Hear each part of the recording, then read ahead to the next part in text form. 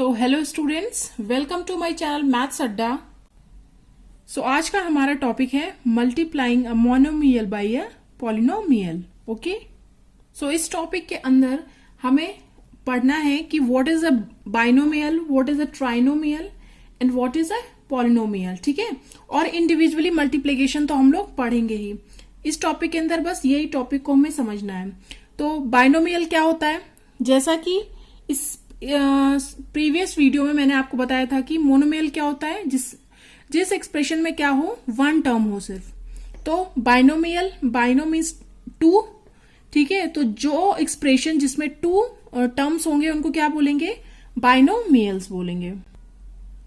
So expression that contains two terms is called binomial. और उसका एक एग्जाम्पल मैंने लिखा है, जैसे कि 5 प्लस 2, तो इसमें टू टर्म्स है, तो ये क्या हो जाएगा, हमारा बाइनोमियल हो जाएगा। ओके,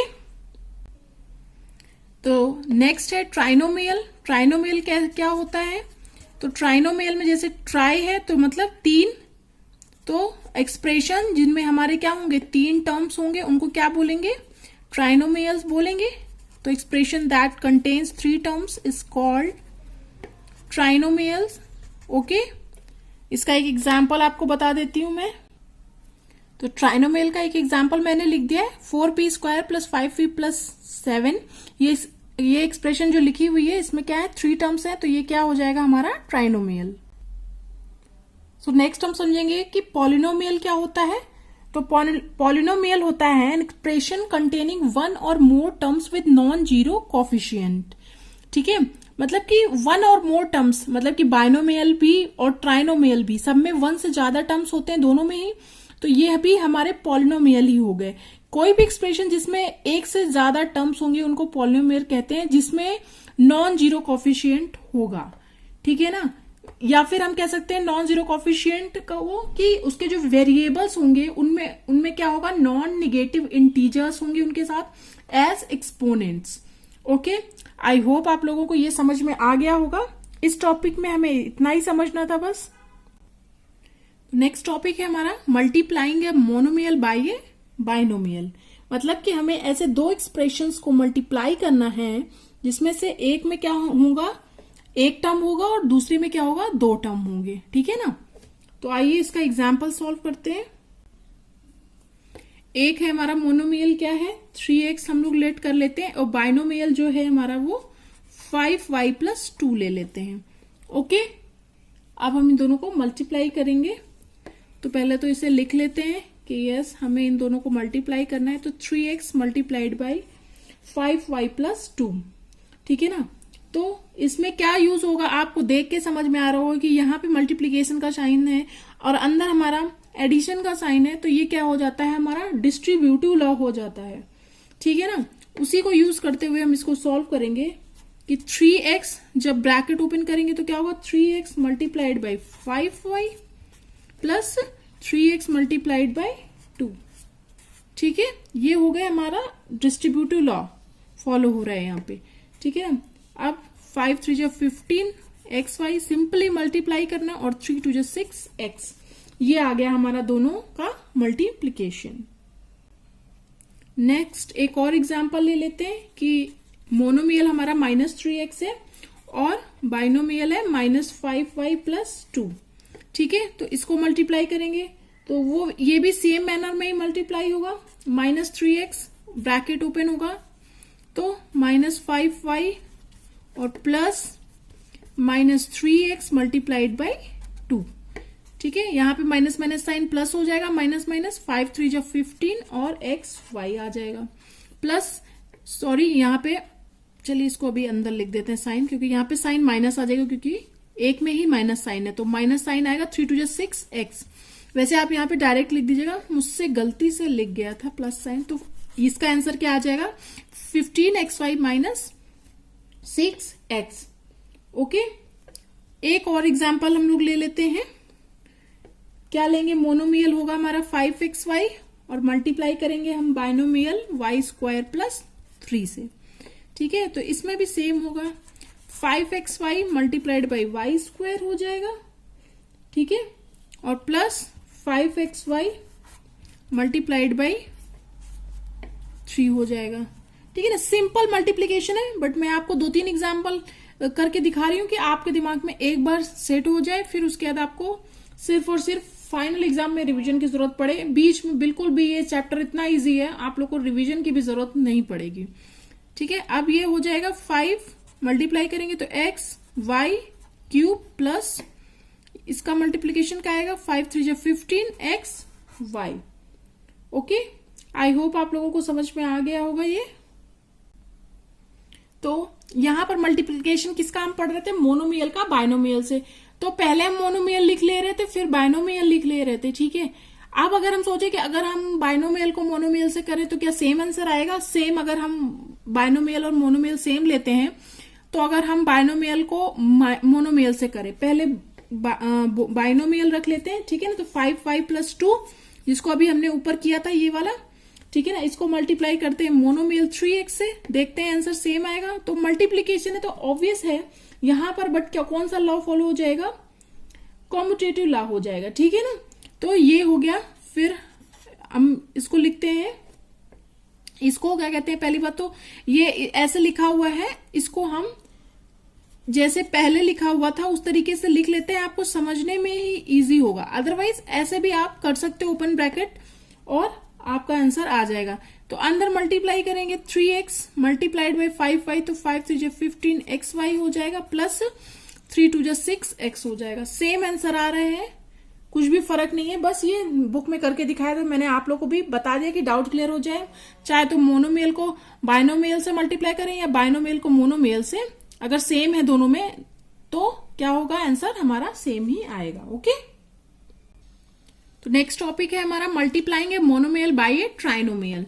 तो इसको भी हम एक एग्जांपल से समझ लेते हैं। मोनोमियल हमने ले लिया है 3p, ठीक है। अब ट्राइनोमियल कोई भी एक्सप्रेशन ले लेते हैं हम जिसमें हो 3 टर्म्स, ठीक है।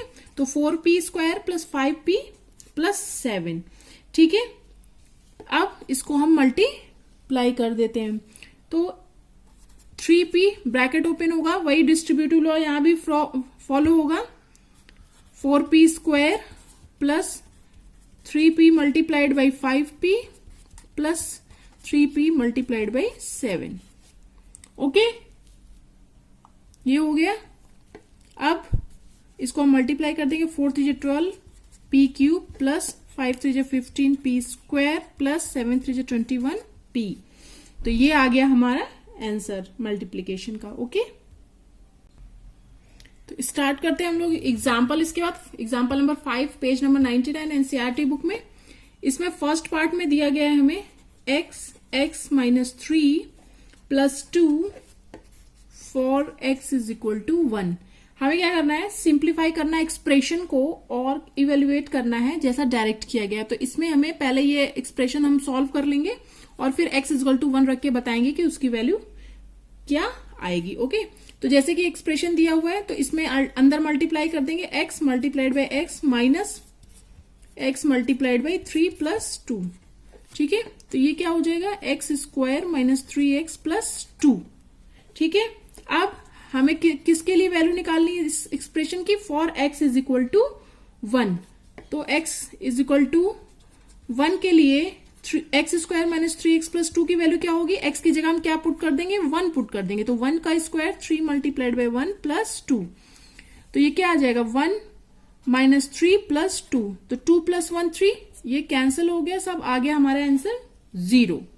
ओके, इसी एग्जाम्पल के सेकेंड पार्ट में हमें एक्सप्रेशन ये दिया हुआ है और हमें इसे y इज इक्वल टू -2 के लिए सॉल्व करना है। ओके, तो पहले हम एक्सप्रेशन को सॉल्व कर लेते हैं इसको। तो ये अंदर मल्टीप्लाई हो तो 3 2 6 y स्क्वायर हो जाएगा, माइनस 7 3 21 y, ये अंदर जाएगा मल्टीप्लाई होगा तो minus 3y minus minus plus हो जाएगा, माइनस माइनस 4 3 12 और माइनस 63, ठीक है।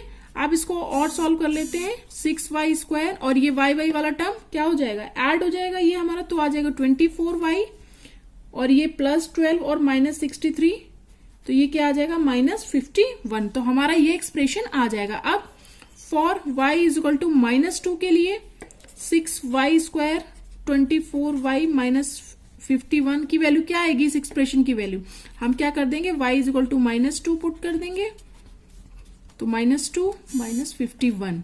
ओके, तो ये हो जाएगा हमारा 2 2 जा 4, माइनस साइन भी प्लस हो जाएगा उसकी वजह से 6, और फिर 6 4 जा 24 हो जाएगा, फिर ये माइनस माइनस प्लस हो जाएगा ये साइन, 24 2 जा 48 -51 ये हो जाएगा।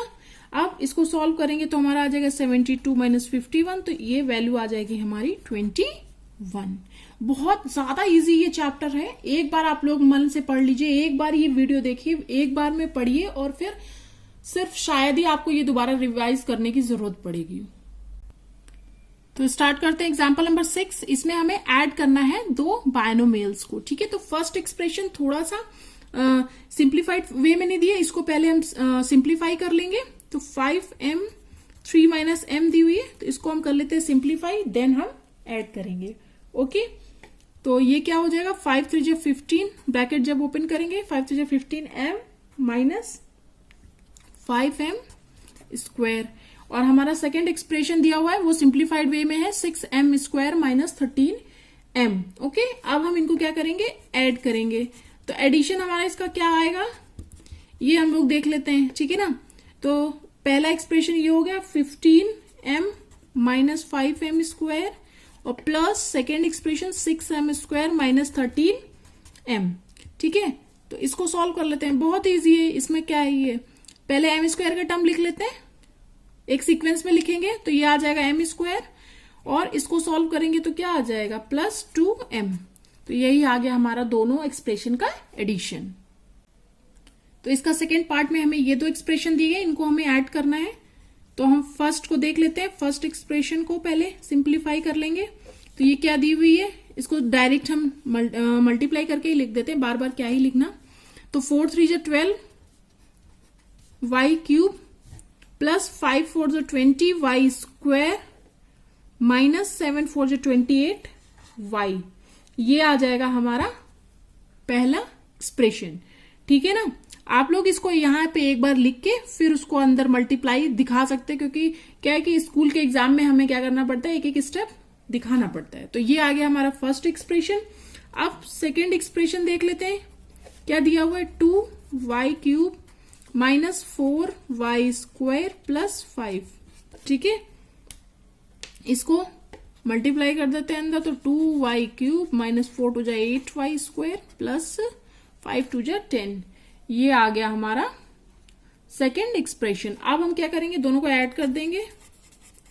ठीक है, तो एडिशन करने के लिए अभी हमने इससे पहले वाले एग्जाम्पल में क्या किया था, फर्स्ट पार्ट जो था इसका, हमने ऐसे नॉर्मली उसको ऐड करके लिख दिया था। बट अलजेब्रिक एक्सप्रेशन को जैसे कि फर्स्ट वीडियो में मैंने आपको बताया था कैसे करना होता है एडिशन, पहले हम फर्स्ट एक्सप्रेशन लिखते हैं। तो फर्स्ट एक्सप्रेशन क्या है, 12y क्यूब है प्लस 20y स्क्वायर है माइनस 28y है। फिर लाइक टर्म्स को नीचे लिखते थे, आप ऐसे भी कर सकते हो, ऐसे भी कर सकते हो, बट हमारा रूल क्या है एडिशन करने का, अलजेब्रिक एक्सप्रेशन को, जैसा कि मैं अभी बता रही हूं, तो आप लोग ऐसा ही करिएगा। ठीक है, तो सेकंड एक्सप्रेशन में क्या है, 2y क्यूब है, तो 2y क्यूब को यहां लिख देंगे माइनस 8y स्क्वायर के टर्म के नीचे लिख देंगे, फिर प्लस 10 है, तो ऊपर में कांस्टेंट है नहीं, तो हम लोग उसको y वाले टर्म के बाद लिख देंगे। अब इसको कर देंगे ऐड, तो क्या आ जाएगा 12 प्लस 2 14y क्यूब, ये हो जाएगा प्लस में 12y स्क्वायर, ये आ जाएगा as it is minus 28y, और ये आ जाएगा 10। आ गया हमारा एडिशन दोनों एक्सप्रेशन का। ओके, तो स्टार्ट करते हैं एग्जाम्पल नंबर 7। इसमें हमें सब्ट्रैक्ट करना है, दो हमें एक्सप्रेशंस दी हुई है।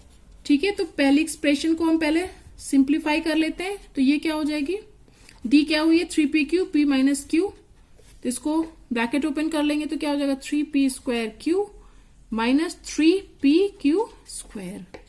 अब सेकेंड एक्सप्रेशन देखते हैं, तो ये दी हुई है 2p Q p plus Q, तो ये अंदर मल्टीप्लाई करेंगे जब ब्रैकेट ओपन करके, तो 2p square Q plus 2p Q square. अब हमें सब्ट्रैक्ट इसको किससे करना था, ये ध्यान दीजिएगा, क्योंकि सब्ट्रैक्शन में हमें जिससे सब्ट्रैक्ट करना है उसको पहले लिखना है। तो फ्रॉम ये है, तो ये एक्सप्रेशन हमारा ये है। ठीक है ना, तो इसको हम सबसे पहले लिखेंगे सब्ट्रैक्शन में 2p Q square plus 2p Q square.